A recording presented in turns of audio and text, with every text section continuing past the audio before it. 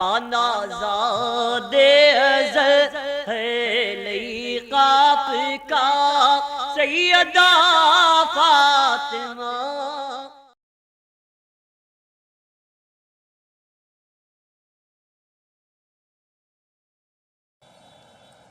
السلام علیکم ورحمۃ اللہ وبرکاتہ.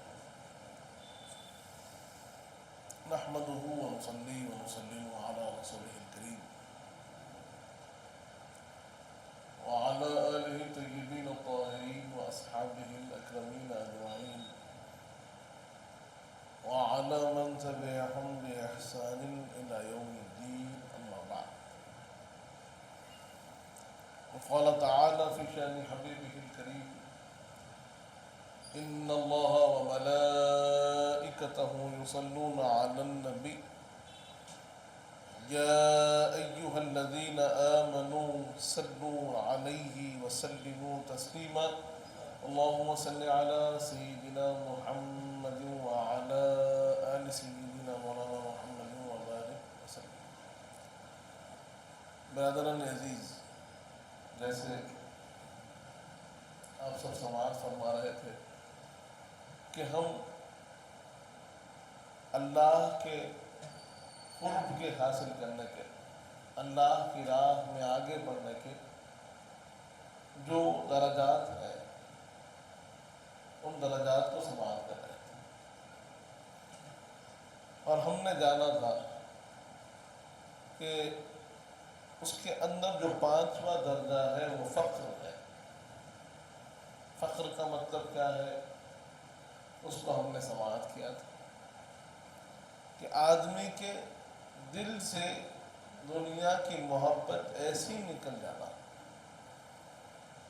کہ پھر اللہ کی راہ میں خرچ کرنے کو وہ ہر چیز سے بہتر سمجھنا.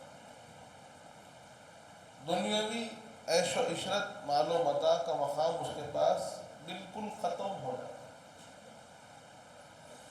اور اگر اس کو کوئی تنگی محسوس ہوتی ہے تو اس تنگی کے سبب وہ اللہ کے اور قریب سے قریب ہے. برادران عزیز،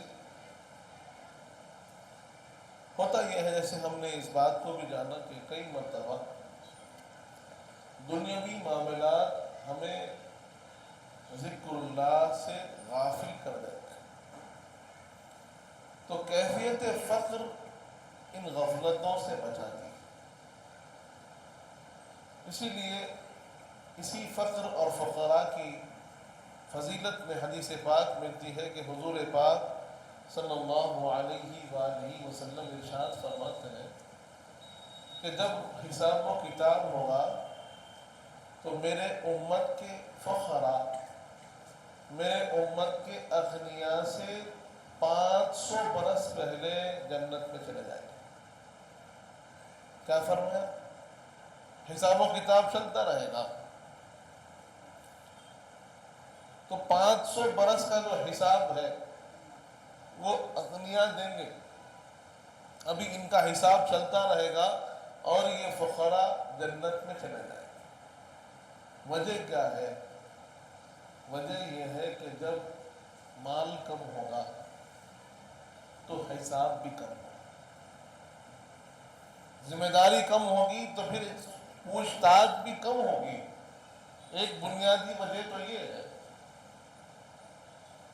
کہ آپ جب حشر میں جائیں گے، یہاں جو لوگ آج مال جمع کرنے کی کوشش میں لگے ہوئے ہیں، ساری کوششیں مال کے پیچھے لگائے ہوئے ہیں، ان کی زندگی کا مقصد معلوم ہوتا ہے کہ دنیا کمانا ہی ہے، تو ان دنیا کمانے والوں کو یہ بات سمجھنا ہوگا، اس بات کو جاننا ہوگا کہ جتنا کمائیں گے اتنا حساب دینا پڑے گا. اللہ کے سامنے اس ہر چیز کا آپ کو حساب دینا ہے جو آپ نے کمائی ہے، کہاں سے کمایا ہے اور کہاں خرچ کیا ہے. برادران عزیز، تو وہ لوگ جن کے پاس مال و دولت کی کثرت نہیں، وہ لوگ جن کے پاس خوب سارا پیسہ نہیں، وہ لوگ جن کے پاس عیش و عشرت نہیں ہے، اگر وہ یہاں کچھ تنگی کو محسوس کر رہے ہیں تو جان لیں کہ وہاں حشر میں ان کے لیے آسانیاں ہی آسانیاں ہیں، ان کے لیے سکون ہی سکون ہے۔ تو یہاں پر بھی اپنے پیر بھائیوں سے، اپنے بھائیوں سے یہی خواہش ہے کہ وہ طلب دنیا میں وقت ضائع نہ کرے، اللہ نے جو دیا ہے اس کا شکر ادا کریں، اور اپنے پاس جو وقت ہے اس کو غنیمت جانتے ہوئے رب کی عبادت کی طرف ہو جائے، رب کے ذکر کی طرف ہو جائے، اچھے کاموں میں وقت گزار دیجیے، اچھے نیک اعمال کی تلاش کیجیے۔ آج ہمارے پاس نیکیوں کی تلاش بالکل کم سے کم ہو گئی۔ برادران عزیز، تو اب ہماری ذمہ داری ہے کہ ہم اپنے آپ کو اللہ کے راستے کی طرف جائیں۔ وقت نکل جائے گا، طاقت نہ ہوگی، قوت نہ ہوگی، اس کے بعد پھر اگر ہم اللہ اللہ کرنا چاہیں گے تو شاید جسم ساتھ نہ دے گا۔ آج طاقت ہے، آج موقع ہے، اللہ کی بارگاہ میں اپنے آپ کو پہنچائیں۔ کیا بتایا گیا کہ جو دنیا میں فخر اختیار کرتا ہے، دنیا میں اپنے آپ کو ان عیش و عشرت کے چیزوں سے کنارے پر رکھتا ہے، جتنی ضرورت ہے، جتنی حاجت ہے وہ لے لیتا ہے، اور اپنا اکثر وقت اللہ کی راہ میں گزارتا ہے کہ جتنی ضرورت ہے اتنا کما لیا، جتنی ضرورت ہے اتنا کھا لیا، اپنی ضروریات کی تکمیل ہونے کے بعد اب دنیا میں وقت نہیں گزارتا، اب وقت گزارتا ہے تو اللہ کے ذکر میں وقت گزارتا ہے، اللہ کی یاد میں وقت گزارتا ہے، بندوں کی خدمت میں وقت گزارتا ہے، بندوں کی بھلائی میں وقت گزارتا ہے، اور اس کا مقصد یہی ہوتا ہے کہ میں دنیا میں آیا ہوں تو اللہ کے لیے آیا ہوں، اللہ کی رضا کے لیے آیا ہوں، اللہ کو منانے کے لیے آیا ہوں، تو میرا زیادہ سے زیادہ وقت، زیادہ سے زیادہ کوشش اللہ کی راہ میں ہونی چاہیے، کیونکہ یہ میرا مقصد عین ہے۔ اگر دنیا مقصد ہوتا تو دنیا میں زیادہ وقت گزار دیتے، لیکن وقت کیا ہے، کہاں گزار رہا ہے؟ ہمارے مقصد پر، اور ہمارا مقصد کیا ہے؟ اللہ کی رضا، ہمارا مقصد کیا ہے؟ اللہ کی عبادت، ہمارا مقصد کیا ہے؟ اللہ کے حکم کو پورا کرنا، ہمارا مقصد کیا ہے؟ حضور پاک صلی اللہ علیہ وآلہ وسلم کے جو فرامین ہے اس کی پابندی، ان کی سنتوں کی پابندی، یہ مقصد حیات ہے۔ تو اب دنیا میں جینے کے لیے جو ضروری ہے اس ضرورت کو پورا کیجیے، دنیا میں رہنے کے لیے جو ضروری ہے اس ضرورت کو پورا کیجیے، اس کے بعد جو وقت ملتا ہے اس کا کیا ہونا چاہیے؟ رب کی بارگاہ میں حضوری ہونی چاہیے، رب کا ذکر ہونا چاہیے، رب کی عبادت ہونی چاہیے، رب کے کلام کی تلاوت ہونی چاہیے، فکر دنیا نہ ہو، اللہ کی فکر ہو۔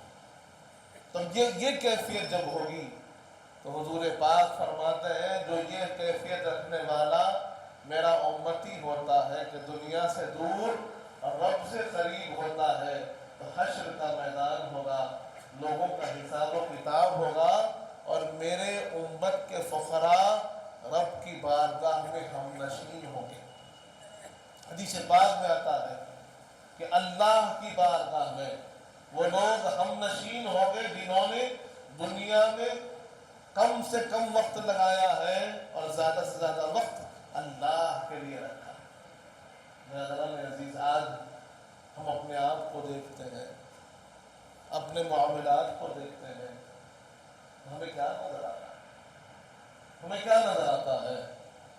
ہمارا وقت اکثر کہاں گزر رہا ہے؟ میکسیمم ٹائم ہمارا کس راہ پہ ہم نے ڈال رکھا ہے؟ وہی جواب ہم کو دے گا کہ بھائی آپ کس راہ پہ جا رہے ہیں؟ اللہ کی راہ پہ ہے یا دنیا داروں کی راہ پہ؟ برادران عزیز، تو ہمارا اکثر وقت اللہ کی راہ میں گزرنا چاہیے، اور اسی کو فخر کہا گیا کہ دنیا میں منیمم جو ضرورت ہے اس منیمم ضرورت کو پورا کیجیے، اور آپ کا میکسیمم ٹائم جو ہے وہ اللہ کے ذکر، اللہ کی یاد میں گزرے۔ آپ اٹھا کر دیکھیں اولیاء اللہ کی حیات کو، آپ اٹھا کر دیکھیں صحابہ اکرام کی حیات کو، آپ دیکھیں اہل بیت اطہار کی حیات بابرکت کو تو ہم کو معلوم ہوگا کہ وہ اتنی ضرورت ہوتی اتنا دنیا میں رہتا، اور اس کے بعد ان کا اکثر وقت اللہ کی عبادت میں گزرتا۔ ہمارا معاملہ یہ ہے کہ ہمارا اکثر وقت دنیا طلبی میں گزر رہا ہے، اور اللہ کی یاد کے لیے ہمارے پاس بالکل وقت نظر نہیں آتا، بالکل وقت نظر نہیں آ رہا ہے۔ یہاں تک کہ مساجد میں جو لوگ حاضر ہوتے ہیں، اگر امام صاحب کی قرات تھوڑی طویل ہو جائے تو بے چینی شروع ہو رہی ہے۔ امام صاحب اگر لمبی قرات پڑھتے ہیں تو یہ بات پہنچائی جا رہی ہے کہ وقت تھوڑا سا کم لیجئے، لوگوں کو جانا ہوتا ہے۔ ارے کہاں جانا ہے؟ رب کے در کو چھوڑ کے کہاں جانا ہے؟ اللہ کے گھر کو چھوڑ کے کہاں جانا ہے؟ اللہ کے ذکر کو چھوڑ کے کہاں جانا ہے؟ اب سوال ہمیں کرنا ہے کہ ہم اگر نماز چھوڑ کر جا رہے ہیں، عبادت چھوڑ کر جا رہے ہیں، مقصد حیات چھوڑ کر جا رہے ہیں، تو کہاں جا رہے ہیں؟ دنیا داری کے لیے، معاملہ داری کے لیے، پیسہ کمانے کے لیے؟ ارے ہم کماتے ہی اس لیے ہیں کہ رب کی اچھی عبادت کر سکیں، اسی کو چھوڑ رہے ہیں، اسی میں ہمارا دل نہیں لگتا، اللہ کی یاد میں ہمیں مزہ نہیں ملتا، اللہ کے سامنے کھڑے ہونے کا ہمیں اچھا نہیں دکھتا، تو پھر ہم سوچنے پر مجبور ہو جائیں کہ کیا کما رہے ہیں۔ برادران عزیز کو یہ فکر جو آج عام ہو رہی ہے، یہ اللہ کے در سے دوری کی وجہ سے، اور افسوس کی بات ہے آج یہ بات سننے میں آ رہی ہے، لوگ آ کر سنا رہے ہیں، بتا رہے ہیں کہ ہمارے نوجوان بچے ہیں، نوجوان مسلمان جو ایک ایمان والے گھر میں پیدا ہوئے، ایسے بچے ہیں جو دین اسلام چھوڑ کر جا رہے ہیں اور کہہ رہے ہیں کہ نہیں، نعوذ باللہ، ہم اللہ کو نہیں مانتے، اللہ کو نہیں مانتے، اگر اللہ ہے تو لاؤ ثبوت دو، جنہیں آج ایتھسٹ کہا جا رہا ہے۔ ایسے سوال ہو رہے ہیں، اسلام پر سوال ہو رہے ہیں۔ اس کی وجہ کیا ہے؟ اس کی وجہ ہم ہیں، کیونکہ ہم نے انہیں خدا کی اہمیت سمجھائی نہیں، ہم نے انہیں ایمان کی اہمیت سمجھائی نہیں، ہم نے یہ نہیں بتایا کہ اللہ وحدہ لا شریک جو قادر مطلق ہے، رزاق ہے، خالق کائنات ہے، اس پر ہمارا یقین کیسے ہو، رب سے تعلق کیسے ہو، رب کی پہچان کیا ہے، ایک مومن اللہ سے کیسے جڑا رہتا ہے۔ ہم نے بندے کو جوڑا ہی نہیں رب سے، بچے کو ہم نے کھانا تو کھلا دیا، دنیاوی تعلیم تو دے دی، لیکن اللہ کی معرفت، اللہ کی محبت، حضور پاک کا راستہ، قرآن کی تعلیم اسے نہیں دی۔ اور آج افسوس اس بات کا ہو رہا ہے کہ غیر جہاں قرآن پڑھ کر، اسلام میں شامل ہو رہے ہیں، مسلمان بچے علم نہ ہونے کے سبب دنیاوی تعلیم میں اپنے آپ کو غرق کر لیا، اور دین سے دوری کے سبب یہ ہو گیا، قرآن کی دوری کا سبب یہ ہو گیا کہ وہ سوال کر رہے ہیں کہ اسلام حق ہے، اللہ ہے تو بتاؤ کیسا ہے۔ یہ غلطی کس کی ہے؟ یہ انہی ماں باپ کی غلطی ہے جنہوں نے کھلایا تو ہے، پلایا تو ہے، لیکن بچوں کو رب سے نہیں جوڑا، بچوں کو اللہ سے نہیں جوڑا۔ برادران عزیز، انشاءاللہ اس مسئلے پر بھی تفصیلی بیان بھی ہوگا اور مواد بھی دیا جائے گا کہ جن کو سوال پیدا ہو رہے ہیں ان کا جواب کیا ہے، ان کو کیسے سمجھایا جائے، باضابطہ میٹیریل ان کو پیش کیا جائے گا کہ وہ آئیں، پڑھیں، پڑھنے کی ضرورت ہے، سیکھنے کی ضرورت ہے، اللہ کے ذکر میں بیٹھنے کی ضرورت ہے۔ برادران عزیز کو ضرورت کیا ہے کہ بندہ اکثر اپنی فکر کو، سب سے اہم جہاں شروعات کرنی ہے کہ اپنی فکر کو رب سے جوڑیے پہلے، کہ خیال رب کا ہو، آپ کام میں بھی ہے خیال رب کا ہو، آپ پڑھائی تعلیم میں بھی ہے خیال رب کا ہو، آپ گھر کے کسی کام سے باہر نکلے ہوئے خیال رب کا ہو، کبھی کہیں کسی مقام پر ایسا نہ ہو کہ بندہ خیال رب سے خالی ہو، فکر رب سے خالی ہو، ذکر رب سے خالی ہو، اسے یہ خیال چھوڑ دے کہ میرا رب مجھے دیکھ رہا ہے۔ سب سے پہلا کام ہمیں کیا کرنا ہے؟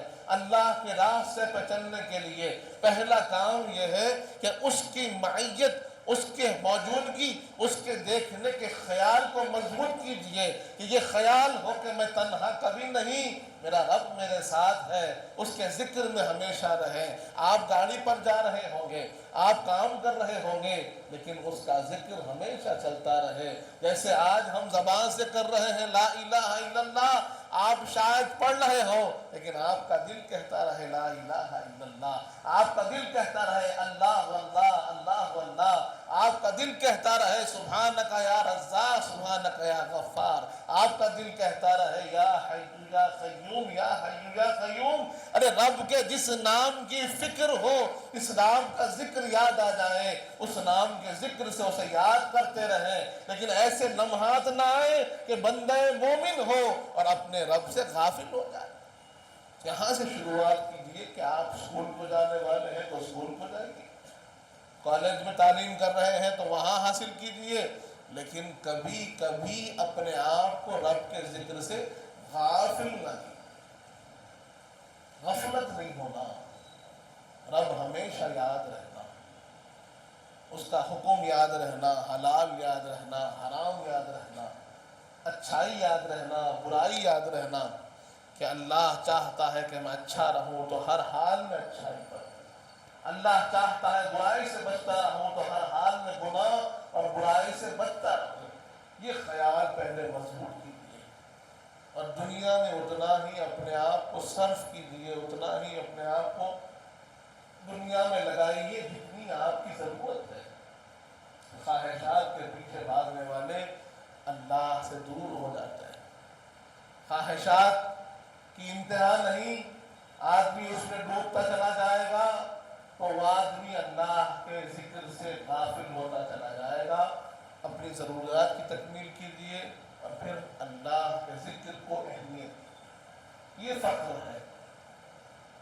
اس کے بعد جو درجہ بتایا گیا، فخر کے بعد کیا ہونا چاہیے؟ بندے کے مزاج میں شکر ہونا چاہیے۔ کیا ہونا چاہیے؟ شکر گزاری ہو، یعنی جس حال میں وہ ہے، جس حال میں اللہ نے اسے رکھا ہے، وہ اللہ کا شکر گزار ہو۔ یہاں بھی ہمارے اندر جو بے چینی ہے، بے قراری ہے، اس کا ایک سبب یہ بھی ہے کہ بندہ شکر گزاری سے دور ہے۔ جو اس کے پاس ہے اس سے مطمئن نہیں، اللہ نے جو اسے دیا اس پر وہ شاکر نہیں، اللہ کا شکر گزار نہیں کہ اللہ نے بہتوں سے اچھا رکھا الحمدللہ، اللہ نے جو کھلایا الحمدللہ، اللہ نے لباس عطا فرمایا الحمدللہ۔ اس شکر کی کیفیت سے آج ہم دور ہیں۔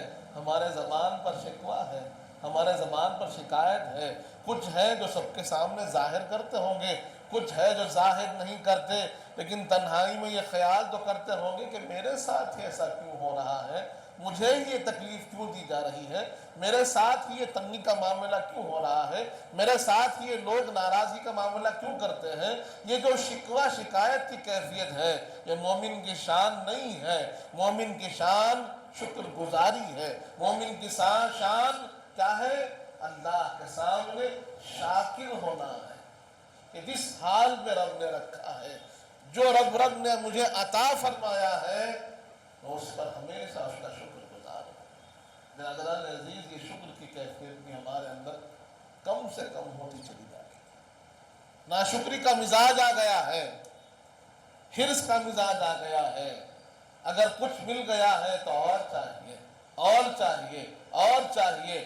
اگر چاہنا ہی ہے تو اس کی کیفیت حرص کی نہیں ہونی چاہیے، اس کی کیفیت طمع کی نہیں ہونی چاہیے۔ اس کا بھی طریقہ ہے، چاہت کا بھی کوئی طریقہ اور سلیقہ ہوتا ہے۔ رب نے اس کا بھی طریقہ ہم کو بتایا ہے۔ اللہ فرماتا ہے لَإِن شَكَرْتُمْ لَأَزِيدَنَّكُمْ، تم کو نعمتوں میں اضافہ چاہیے، تمہارے پاس جتنی نعمتیں ہم نے دی ہے جتنا مال تم کو دیا ہے، جتنی دولت تم کو دی ہے، جتنی صحت تم کو دی ہے، جتنا علم تم کو دیا ہے، جو جو نعمتیں تمہارے پاس ہے، ان نعمتوں میں اگر اضافہ چاہتے ہو تو اس کا طریقہ حرص کرنا نہیں، جلن نہیں، حسد نہیں، اس کا طریقہ یہ ہے، رب فرماتا ہے لَإِن شَكَرْتُمْ لَأَزِيدَنَّكُمْ، کہ تم میری بارگاہ میں شکر گزاری کرو، میں نے تم کو جو جو نعمتیں دی ہے، جو جو اچھائیاں دی ہے، جو جو برکتیں دی ہے، جو کچھ تم کو میں نے دیا، اس پر سب سے پہلے میری بارگاہ میں حاضر ہو کر شکر گزار تو بنو، رب کے سامنے جا کر کہو الحمدللہ والشکر للہ، اللہ تیرا شکر ہے مالک، تو نے مجھے عطا فرمایا ہے، تو مجھے کھلا رہا ہے، تو مجھے پلا رہا ہے، تو نے مجھے علم دیا، تو نے مجھے اولاد دی، تو نے مجھے صحت دی، تو نے مجھے اپنی ہر نعمت سے نوازا ہے، تیرا شکر ہے۔ اللہ فرماتا ہے جب جب بندہ میرا شکر ادا کرتا ہے میں اس کی نعمتوں میں خوب اضافہ کرتا ہوں۔ آسان طریقہ رب نے بتا دیا، نعمتوں میں اضافہ چاہتے ہو تو اللہ کا شکر بجا لاؤ، اللہ کا شکر کرنے والے بنو، شکوہ شکایت کرنے والے نہ بنو، جو کچھ ہے جو رب نے دیا کہو الحمدللہ، رب اور عطا فرمائے۔ پہلے شکر گزاری یہ ضروری ہے، شکوہ شکایت نہیں ہونی چاہیے۔ آج ہمارے بھائیوں میں، ہمارے بہنوں میں ہم دیکھتے ہیں چھوٹی سی تکلیف پر شکایت ہو رہی ہے، کچھ چیز نہیں ہوتی شکایت ہو رہی ہے، شکایت نہیں، جہاں تکلیف ہو وہاں صبر، اور جو کچھ رب نے دیا اس پر شکر، انشاءاللہ رب کی عطا ضرور ملے گی۔ برادران عزیز، تو یہاں ہم تھوڑا کام کریں، شکر گزاری میں ہماری کیفیت کمی کی طرف ہے، ہمارے اندر وہ کیفیت شکر گزاری کی نہیں۔ برادران عزیز، اس کے لیے کیا کرنا ہوگا؟ وہ حدیث پاک آپ نے بارہا سنی ہوگی کہ بندہ شکر گزار اور مطمئن کیسے ہوتا ہے، تو حضور پاک نے ارشاد فرمایا کہ جب تم دنیا میں دیکھو تو اپنے سے کم والوں کو دیکھو۔ دنیا میں جب نگاہ ڈالتے ہیں تو اپنے سے نعمتوں میں جو کم ہے ان کی طرف نگاہ ہو، ان کی تلاش ہو کہ بھائی مجھے اللہ نے کتنوں سے بہتر رکھا ہے۔ کئیوں کے پاس ایسا ہوتا ہے کہ میرے پاس گاڑی ہے تو ان کے پاس گاڑی نہیں ہوتی، میرے پاس اپنا ذاتی گھر ہے تو ان کے پاس ذاتی گھر نہیں ہوتا، میرے پاس اپنے بزرگوں کا سایہ ہے تو ان کے پاس سایہ نہیں ہوتا، کسی کے پاس اولاد ہے تو کسی کے پاس اولاد نہیں ہوتی، کسی کے پاس نوکری ہے تو کسی کے پاس نوکری نہیں ہوتی۔ ایسے دن بندہ شکر گزاری کی طرف آ جائے گا، اسے احساس ہوگا کہ رب نے کتنی بڑی نعمتوں سے نوازا ہے، کتنوں سے بہتر رکھا ہے، کتنی رب کی نعمتیں ہیں جو میں حاصل کیا ہوا ہوں، تو پھر بندہ شاکر ہو جائے گا۔ اور جب دین میں دیکھو، دینی معاملات میں دیکھو تو اپنے سے بہتر کو دیکھو، اپنے سے بہتر کو دیکھو، کہ اگر میری 4 نمازیں ہو رہی ہے تو میرے بھائی کی 5 نمازیں ہو رہی ہیں، اگر میری 5 نمازیں ہو رہی ہے تو میرے ایک اور بھائی کی باجماعت 5 نمازیں ہو رہی ہے، اگر باجماعت میں بھی 5 نمازیں پڑھ رہا ہوں تو وہ بھائی میرا پھر قرآن بھی پڑھ رہا ہے، میں دیکھ رہا ہوں کہ میں بھی قرآن پڑھ رہا ہوں تو وہ ذکر و خیرات میں بھی لگا ہوا ہے، صدقہ بھی کر رہا ہے، خیرات بھی کر رہا ہے، لوگوں کا خیال بھی کر رہا ہے، لوگوں کو کھانا بھی کھلا رہا ہے، کتنا اچھا کام کر رہا ہے۔ تو جب ہم دین کے اندر اپنے سے بہتر کو دیکھیں گے تو پھر اللہ کی طرف آگے بڑھنے کی کوشش کریں گے، نیکیوں میں آگے بڑھنے کی کوشش کریں گے، اور دنیا میں جب اپنے سے کم والے کو دیکھیں گے، کم نعمتوں والوں کو دیکھیں گے تو پھر اللہ کا شکر بجانا آنے والے ہیں۔ آج ہمارا معاملہ الٹا چل رہا ہے، دین میں اپنے سے کمتر کو دیکھ رہے ہیں کہ میں 5 پڑھ رہا ہوں، وہ تو پڑھ ہی نہیں رہا، وہ 4 پڑھ رہا ہے، میں قرآن پڑھ رہا ہوں، وہ قرآن نہیں پڑھتا، میں ذکر کر رہا ہوں، وہ ذکر نہیں کرتا، میں خیرات کر رہا ہوں، وہ خیرات نہیں کرتا۔ اس کے اندر ہمارے اندر فخر آ رہا ہے، ریاکاری آ رہی ہے، خود پسندی آ رہی ہے، ایسا نہیں ہوتا۔ اور دنیا میں اپنے سے بہتر کو، میرے گھر سے بہتر اس کا گھر ہے، میری گاڑی سے بہتر اس کی گاڑی ہے، میرے فون سے بہتر اس کا فون ہے، وہاں بے شکری ناشکری حسد کی کیفیت، جلن کی کیفیت، حرص کی کیفیت پیدا ہو۔ اس حدیث پاک پر اگر ہم عمل کریں کہ دنیا میں اپنے سے جن کی نعمتیں کم ہیں ان کو دیکھیے اور اللہ کا شکر ادا کیجیے، اور دینی معاملات میں اپنے سے بہتر کو دیکھیے اور اللہ کے نیکیوں کی طرف آگے آگے بڑھتے چلے جائیں۔ انشاءاللہ آسانی سے ہمارا راستہ طے ہو جائے گا۔ برادران عزیز، تو یہ شکر کی کیفیت بھی ہمارے اندر پیدا ہو۔ انشاءاللہ آئندہ ہم شکر کے اوپر ایک تفصیلی گفتگو سنیں گے کہ شکر کی کیفیت کیسی ہونی چاہیے اور کن کلمات کے ذریعے سے رب کا شکر ادا کرنا سب سے بہتر ہے۔ پھر ہم اہل بیت اطہار اور صحابہ کرام کی سنتوں سے جانیں گے، طریقے سے جانیں گے کہ رب کا شکر کیسے ادا کیا جاتا ہے۔ اللہ تعالیٰ سے دعا مانیں جب تک زندہ رکھ، سلام پر رکھ، موت ایمان پر دے، وقت نزا حضور پاک صلی اللہ علیہ وسلم کا دیدار نصیب فرما مانے، ہمیں نیک اور صالح متقیوں پر پرہیزگار بنا، ہمارے گناہوں کو معاف فرما، ہمارے گناہوں کو نیکیوں سے تبدیل کر دے مالک، ہمیں جو پریشان حال ہیں ان کی پریشانیوں کو دور فرما، ہمیں جو بیمار ہیں انہیں شفا کامل عطا فرما، ہمیں جو مقروض ہے ان کے قرضوں کا عطا فرما، جو بچیاں بیٹھی ہوئی ہے ان کا نصیبہ نیک فرما، جن کی شادیاں ہو چکی ہے ان کی زندگیوں میں خوشیاں عطا فرما، جو کچھ کہے ہیں جو کچھ سنے ہیں اس پر عمل کرنے کی توفیق عطا فرما۔ حضور پاک صلی اللہ علیہ وآلہ وسلم کا سچا غلام و امتی بنا مانے، اہل بیت اطہار کا سچا غلام بنا، صحابہ کرام کا چاہنے والا بنا، اولیاء اللہ کا چاہنے والا بنا، ان کے بتائے ہوئے راستے پر چلنے کی توفیق عطا فرما۔ وصلی اللہ تعالی علی خیر خلقہ سیدنا محمد وعلی آلہ وصحبہ وسلم والحمد للہ۔ آپ کا محتاج کرم ہے، نسبت کی قسم ہے، نسبت کی قسم ہے۔